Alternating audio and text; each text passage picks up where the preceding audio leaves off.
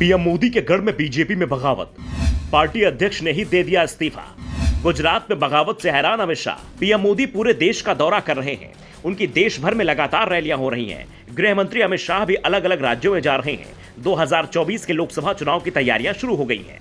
जिन राज्यों में बीजेपी का विपक्षी दल से कड़ा मुकाबला है, वहां मोदी और शाह की रैलियों की अचानक मांग बढ़ जाती है और उनकी रैलियां भी चल रही हैं। मोदी और शाह बीजेपी को देश भर में मजबूत करने की कोशिश कर रहे हैं, तो उनके गढ़ गुजरात में बगावत हो रही है। बगावत गुजरात में बीजेपी के सबसे मजबूत गढ़ में हुई है, जिससे पूरी पार्टी हिल गई है। गुजरात में बीजेपी को लोकसभा में सभी 26 सीटों पर जीत दिलाने का दावा करने वाले प्रदेश अध्यक्ष सी आर पाटिल अपने गढ़ सूरत में ही घिर गए हैं। बीजेपी के प्रदेश अध्यक्ष सी आर पाटिल सूरत में रहते हैं। इसके साथ सूरत दक्षिण गुजरात का केंद्र भी है। पाटिल को अपने ही गढ़ में आने वाले डांग जिले से झटका मिला है। पार्टी के दिग्गज नेता दशरथ पवार ने अपने पद से इस्तीफा दे दिया है। पवार डांग जिले के अध्यक्ष की जिम्मेदारी संभाल रहे थे। पवार ने पाटिल को पत्र के जरिए अपना इस्तीफा भेजा है। पवार के इस्तीफे से यकाएक दक्षिण गुजरात की राजनीति गर्मा गई है।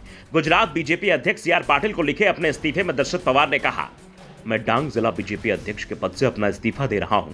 इसे स्वीकार करने का आग्रह करता हूं। इस लेटर पैड के नीचे दशरथ पवार के हस्ताक्षर किए गए हैं। दावा किया जा रहा है कि पवार ने अपना इस्तीफा पार्टी के आंतरिक झगड़े के बाद दिया है। जिले में काफी समय से पार्टी संगठन और इलेक्टेड विंग के बीच विवाद चल रहा था। पार्टी संगठन में अंदरूनी खींचतान के बाद इस्तीफा देने वाले डांग पहले जिला अध्यक्ष हैं। दशरथ पवार ने ऐसे वक्त पर इस्तीफा दिया है जब प्रदेश अध्यक्ष सी आर पाटिल राज्य में लोकसभा चुनाव को लेकर रणनीति बनाने में लगे हैं। विधानसभा चुनाव के बाद वे करीब 10 जिलों के अध्यक्ष को बदल चुके हैं। ऐसे भी चर्चा है कि आने वाले दिनों में कुछ और शहरों और जिला अध्यक्षों के बदले जाएंगे। पवार के इस्तीफे के पीछे मतभेद की बात कही जा रही है। चर्चाएं तो यहां तक चल रही हैं कि आने वाले समय में पार्टी कई पदाधिकारी इस्तीफा दे सकते हैं। दरअसल बीजेपी अध्यक्ष ने कुछ दिन पहले डांग जिले में हुई गड़बड़ियों को लेकर आवाज उठाई थी।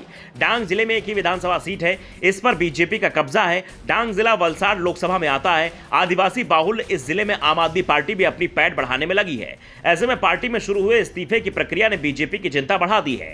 कांग्रेस नेता तो दावा कर रहे हैं कि ये तो अभी शुरुआत है, आगे बहुत कुछ देखने को मिलेगा। कई इस्तीफे होंगे क्योंकि बीजेपी में नेता खुश नहीं है। पार्टी में सिर्फ चंद लोगों की चलती है। विधायक और मंत्रियों की भी सुनवाई नहीं होती है, इसलिए बीजेपी में आने वाले समय में बड़ी बगावत हो सकती है। इस बीच कांग्रेस ने भी लोकसभा चुनाव से पहले अपने संगठन को दुरुस्त करना शुरू कर दिया है।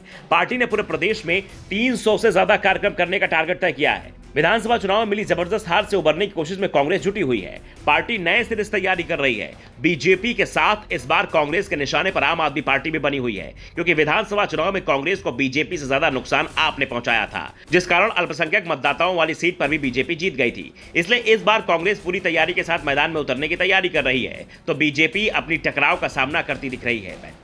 बीजेपी आपसी टकराव का सामना करते हुए दिखाई दे रही है। लोकसभा चुनाव में अभी भी वक्त है। ऐसे में बीजेपी के पास खुद को संभालने का भी समय है। Bureau report, the Navdarpan news.